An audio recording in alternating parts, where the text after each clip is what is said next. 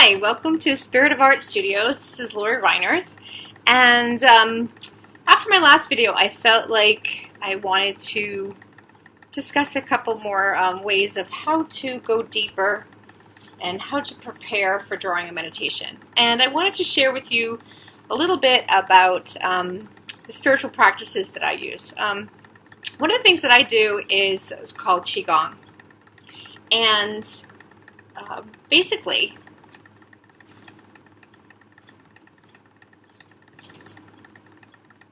I've been studying with this guy, Lin, and I like his premise about being born a healer, that I was born a healer and you were too. Basically, it's a study in how energy works in your body, and what I found very interesting is how in Qigong there's different energy reservoirs and channels in your body. If you've ever heard of an acupuncturist, they work with these as well. That there's energy that comes through all of your fingers and your hands, and it actually goes throughout your whole body. What interests me as an artist is how our hands are connected to all the different systems in our body, in all of the major organs, like from our heart, our stomach, our lungs, our liver, and how important it is to activate the energy in your hands. Now, I'm a Reiki practitioner, so one of the things that I understood was that energy was going to be felt in my hands when I was calling upon Reiki energy to do, like a healing on somebody. With Qigong, the focus for me is for healing myself. It could have, it could grow to help somebody else. But for me, what I'm doing is I'm concentrating on moving the energy through my body and releasing any extra energy that is becoming blocked in any way. So like I have certain like chronic things that I have. When I get nervous, or when I get angry, or when I'm holding back, I tend to grind my teeth. And so over the years, I've damaged my cartilage, and I've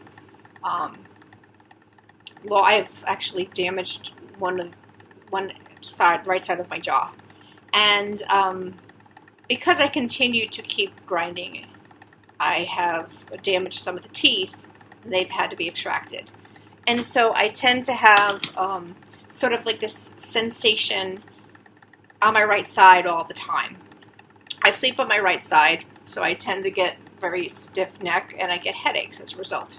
So these are some things that I constantly have to work with.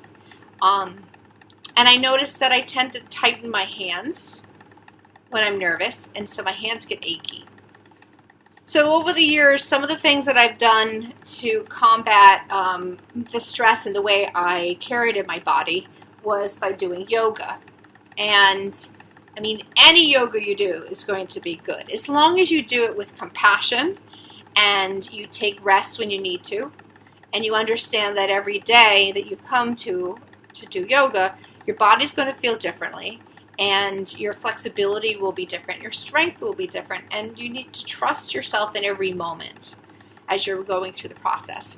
So, yoga would actually be a great outlet to do either before or after a drawing meditation, but not all of us have time to do all this. One of the things that I do like to do is start incorporating Qigong exercises into my practice. So what I'm going to do today is teach you one very, very simple thing, and it is the beginning for a type of thing called 5 elements, unlocking your healing intelligence. This is wonderful. It could be anywhere. It could be up to 40 minutes long. I'm not going to show you the whole process, because you can go to Ling and Spring First Qigong to get information yourself, because I know he has a YouTube channel and you can get an introduction to it. What I want to do is just show you something really simple that you can do just to get your energy flowing before you sit down and you start the process.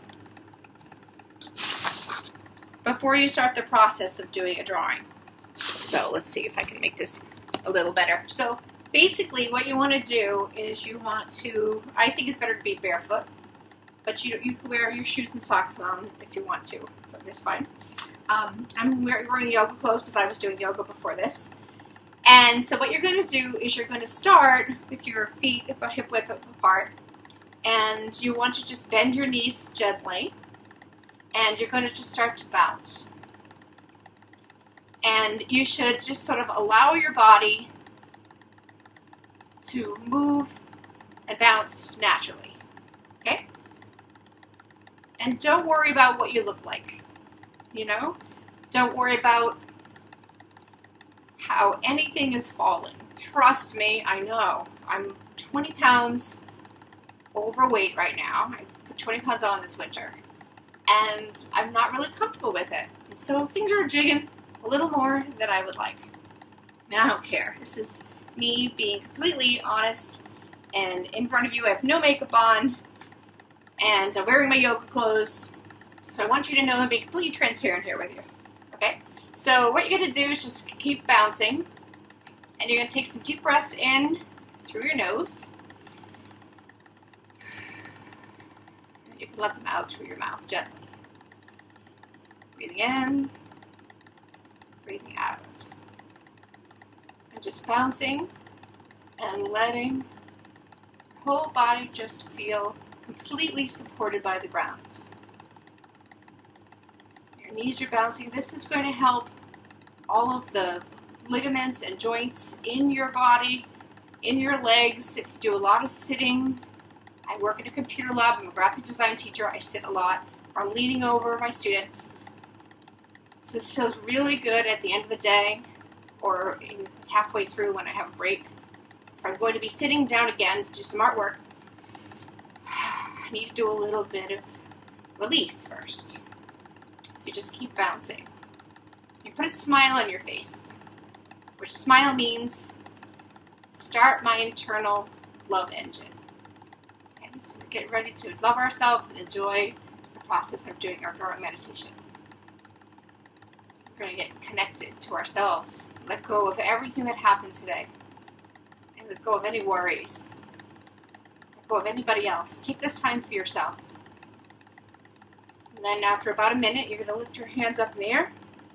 I don't know if you can see me, but you want to keep your hands very, very loose, so that your hands just kind of flop around, and you're going to just hold them up.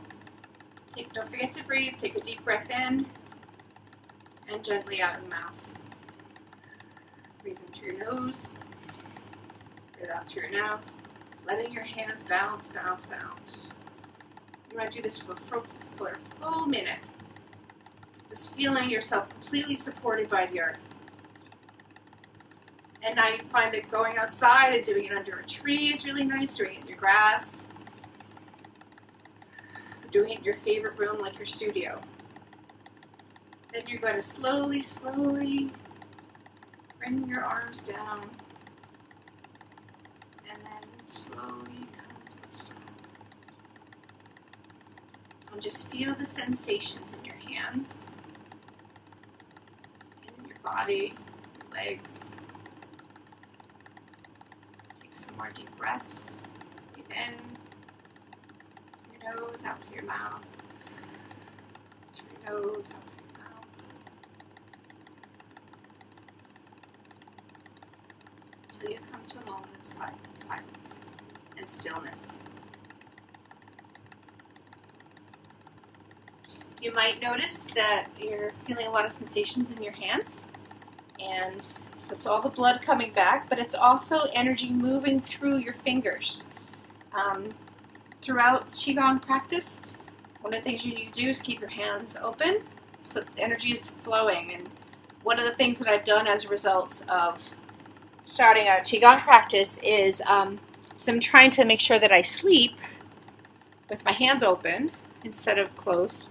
And when I find that myself clenching my hands, I tend to just be more aware and relax them, so that I'm not putting all that pressure into my fingers and leaving them open and relaxed. So it's been very, very helpful. Another thing that I like to do before I start the drawing meditation is to just do some simple breathing exercises and setting an intention for what you want to do in your practice. So, for example, I'm feeling very grateful, and I'm feeling very, very happy. I've really taken care of myself today. I did a meditation, and I've done some yoga, and I did a drawing meditation today, and now I'm talking here with you, and I'm feeling feeling a lot of gratitude. And so I'd like to go back to my drawing with that feeling of happiness and peace that I've now attained through this whole process, and see if there's anything else that I can either do to the drawing, or maybe I could write in my notebook and see if there's any messages for me. As I said in the last video, I wanted to understand what the semicircles, the gray semicircles, were about. So this is an opportunity for me to go ahead and work further into my drawing to understand it, because that's the whole purpose of doing these drawing meditations, is to go in and reflect upon my experience, and it's also to gain, to release any energy so I can have happiness and well-being, and it's also to to heal and express any emotions that I'm not sure how to express them any other way.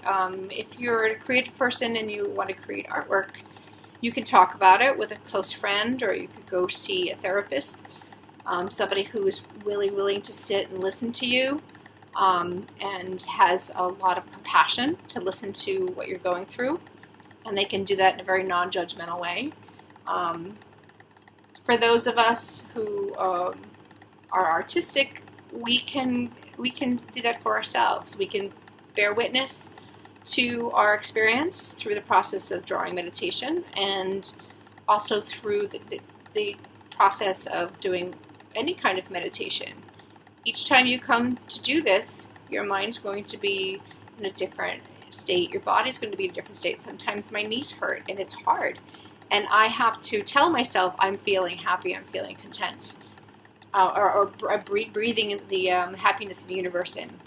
And sometimes you fake it until you make it. But believe me, believe it. Your thoughts are very, very important. And when you bring intention to an area, you can allow healing to go there just by a thought. Scientists are discovering this all the time. I think I have a book that you might find very interesting. Do I have it here? Yes. Okay, here we go. If you're interested in how powerful your thoughts are on your health, you might want to look at Bruce Lipton, The Biology of Belief. And this is a really interesting book, especially if you're kind of a science geek, which I am definitely kind of a nerd, and I married a science geek. But you can find out more about how your thoughts affect your biology and about your overall health. And I think as Americans, we're finding out that stress is causing a lot of long-term issues, chronic issues. And chronic issues over time turn into diseases, or dis-ease, as Wayne Dyer would say. He's another person you might be interested in recently looking at, is Wayne Dyer, about the power of your thoughts, and using self-talk. Louise Hay, she's also a great person for self-talk, how you can use mantras to help yourself overcome negative self-talk. We tend to say things internally to ourselves that are very, very painful and hurtful, and we would never say them or want anyone to say them to us, and we say them to ourselves over and over again. One of the issues I'm working on is my weight, and so I really think that the more I do the drawing meditations, the yoga, the Qigong, as I do these things for myself and I feel good about myself and I feel good in the process of doing them, I'm hoping that's going to carry over into my dieting, because I haven't been choosing foods that are healthy for me. And so the more you do for yourself, the better you feel about yourself, because you're taking care of yourself like you would a friend or a child. If you have children in your life, you know how important it is to make sure that they get fed well and they get enough sleep and that they're taking care of themselves, and you try and tell them all these wonderful things, but we forget to do that for ourselves. We think of the little girl or little boy inside of ourselves, and we focus on feeding them and taking care of them. It's going to carry over into our adult life, or who we are now, and help us to overcome our addictions to sugar, or addictions to caffeine, or our tendency to overwork ourselves to the point where our head is spinning and we can't get to sleep at night because there's all these thoughts running around in our head and all these lists, these to-do lists that never end. I mean, let's face it, every to-do list you ever have, there's always going to be a few things that you didn't get to, and then they end up there the next day. And, to-do lists are great. My husband loves them. He loves them. He loves organizing and planning things, and I'm just like, oh, please. I know I need to do it, but I also don't want to get to the point where I'm making this list and then I'm using it as a way to berate myself for not completing it. You have to make goals for yourself that are attainable. 2 or 3 things. Tops. Can you actually complete them in a day? Rather than coming up with 15 and then feeling like crap. This is all about self-help and self-awareness and, and feeling good about yourself and staying healthy. Staying healthy is a state of mind, really. When your state of mind is good and you're feeling good about yourself and you're feeling healthy and happy and you're taking care of yourself, you can do anything. You'll have more energy to do things on your to-do list. And if not, and you want to play hooky, which I'm really good at, by the way, if you want to play hooky, you can enjoy that too. So thank you so much. I will be making another video, and this video will be about music. Music that you can use in your studio to get you inspired and to tap you into your intuition. Thank you so much.